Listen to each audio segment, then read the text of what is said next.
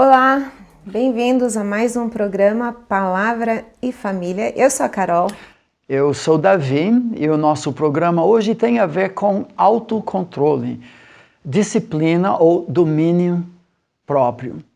Nós muitas vezes enfrentamos dificuldades com nossos filhos com temperamento mais forte, explosões de ira, talvez um jogo de tabuleiro e o filho perdeu e joga tudo para cima. Futebol. É um jogo de futebol, reclama de injustiça o tempo todo, acha que o mundo todo virou contra ele ou contra ela. Então, o que fazer em situações assim? Nós entendemos que domínio próprio, autocontrole, talvez melhor da nossa perspectiva focada no coração, o controle do Espírito Santo precisa ser ensinado, disciplinado, treinado, mesmo preparando o caminho para o filho, mais tarde abraçar Jesus como seu Salvador e ter o Espírito dentro da sua vida. É como tantas outras vezes que nós temos conversado com vocês, o nosso foco mesmo é o coração. Gálatas capítulo 5 é o texto clássico que fala sobre o fruto do Espírito e diz isso. Mas o fruto do Espírito é amor, alegria, paz, longanimidade, benignidade, bondade, fidelidade, mansidão, domínio próprio. Esse fruto coletivo manifesta-se na vida de alguém em que o Espírito está produzindo a vida de Cristo Jesus. E todas essas características, como se fossem gomos de um pulcão, estão relacionados, intimamente ligados, e contra essas coisas não existe uma lei, porque são coisas extremamente deliciosas no caráter de uma pessoa. Tem um versículo muito interessante no livro de Provérbios que diz sobre isso. O versículo do capítulo 25, versículo 28, é um versículo que eu tenho usado muito com mães que estão lidando com um filho, uma filha que é um pouco explosivo. E o versículo diz assim: como a cidade com seus muros derrubados, assim é quem não sabe dominar-se. É um perigo, igual uma cidade na antiguidade que não tinha os muros. Que estava aberto, vulnerável para ataques do inimigo. E o filho que não tem esse domínio, ele se abre para grandes desavenças na vida dele também. O outro texto é interessante, o próprio apóstolo Paulo, em 1 Coríntios 9, 27. Aquele outro texto era Provérbios 25, 28. 1 Coríntios 9, 27 diz isso. Paulo falando: esmurro o meu corpo e o reduzo à escravidão a si mesmo e a Deus, ao Espírito, para que, tendo pregado a outros, não venha eu mesmo a ser desqualificado. Mesmo nós que conhecemos a Jesus por muito tempo, nós como pais, às vezes nos falta autodisciplina, o controle do Espírito Santo na nossa vida. Mas como nós podemos ajudar, começar a colocar a criança nesse caminho, indo em direção a uma conversão verdadeira, depois o controle sobrenatural do Espírito, desde a infância? Quais seriam algumas ideias, uma pelo menos para isso? Algo que podemos fazer já com os nossos bebês é ensinar a ter um tempo sozinhos em que eles conseguem se entreter. Eles sabem brincar. Muita gente fala, mas meu filho sabe se divertir, brincar sozinho. A pergunta é, ele sabe se entreter quando você quer que ele brinque sozinho? Então, como é que funciona? Um bebezinho, se você tem um chiqueirinho, ou até mesmo no berço, um tempo de 10, 15 minutos não é hora de dormir, é hora de brincar num lugar sozinho, onde ele consegue se distrair num ambiente seguro.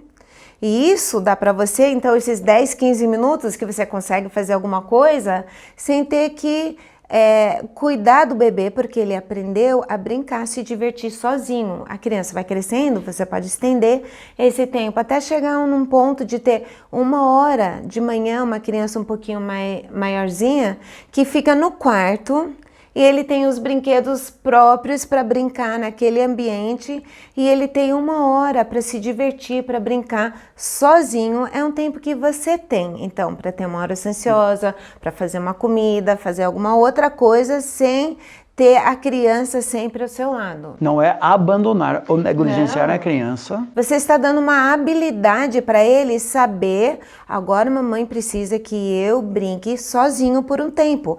E ele aprende a se divertir num ambiente seguro. Você não está abandonando a criança, você está na mesma casa, mas ele está no quarto, ou num chiqueirinho, ou no berço, num lugar brincando. Agora, esse tipo de habilidade pode servir muito bem para a criança mais tarde na vida, na escola, nos estudos. Pode comentar sobre isso? Sim, aí a criança maiorzinha, com seus 3, 4, 5 anos, pode continuar esse tempo de brincar no quarto, mas daí você pode avançar mais e ter um tempo para ele aprender a focar. Então, por exemplo, você diz agora, eu gostaria que você sentasse aqui à mesa e você vai pintar, colorir com giz de cera ou lápis de cor por uns 10, 15 minutos. Você vai ficar sentadinho, você vai fazer isso. Pode ser massinha, pode ser pintura a dedo, tem muitas atividades, mas o ponto é que ele vai focar. Porque o que acontece? Muitas crianças brincam 30 segundos, 2 minutos, já cansou, quer outra coisa e vive pulando de coisa em coisa em coisa. Quando chega na escola, eles não sabem prestar atenção, focar no que a professora está dizendo e eles ficam muito dispersos. Então você começa com um tempo curto e vai aumentando um pouquinho. Você está dando uma habilidade para o seu filho que vai servir muito, vai ser muito útil para ele no futuro. Infelizmente hoje, muitas vezes falta totalmente esse controle. Muitos estão correndo para psiquiatras, psicólogos, medicando os filhos. O diagnóstico de déficit de atenção é muito grande. E hoje não é o dia de tratar disso, nem de questionar se existe ou não existe, mas no mínimo, antes de recorrer para esses outros recursos e medicar uma criança, podemos trabalhar, tentar treinar em doses homeopáticas, aos poucos aumentando a capacidade da criança de focar, prestar atenção. Sim. É uma habilidade moral.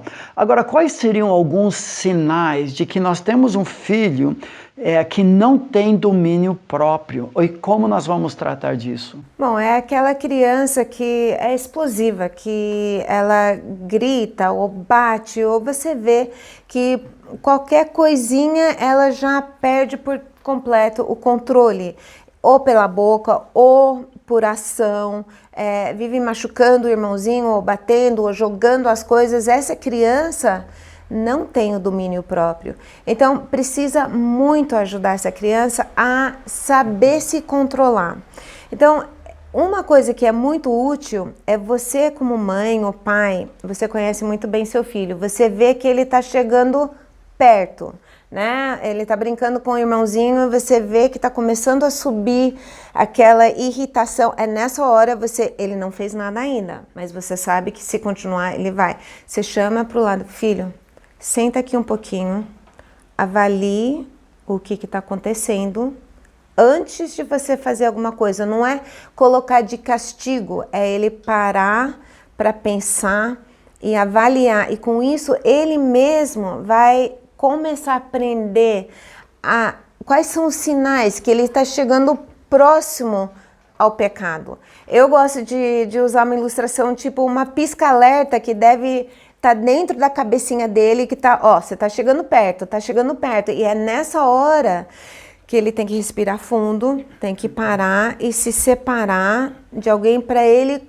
começar a aprender o que é controlar. É exatamente isso que Deus fez com Caim. Logo no início da Bíblia, Gênesis capítulo 4, o semblante de Caim mudou-se. Era uma pisca-alerta, Deus chamou a atenção, colocou do lado e clamou para ele avaliar a razão porque ele estava indignado, evitando assim, ou querendo evitar o próprio pecado. Mas vamos imaginar uma situação em que já houve uma explosão, já houve um estrago.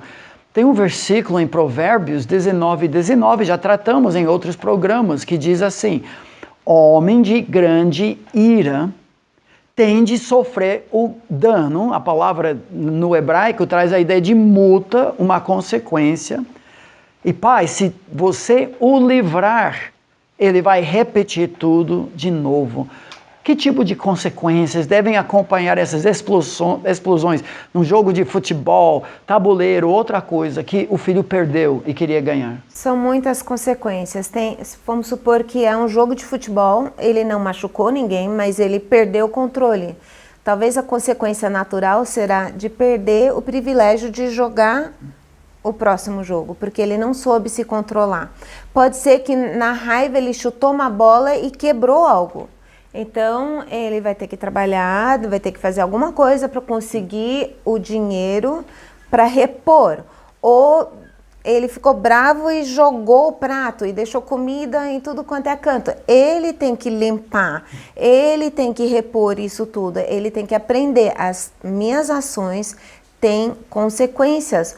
Ou se é no caso que ele vive machucando o irmãozinho, a irmãzinha, talvez ele vai perder o privilégio de estar com o seu irmão, sua irmã, no mesmo quarto por um bom tempo. Então, o irmão entrou na sala e ele vai ter que sair para o quarto para ficar, porque ele não tem o privilégio de estar no mesmo ambiente com esse irmão, porque ele não valorizou esse relacionamento.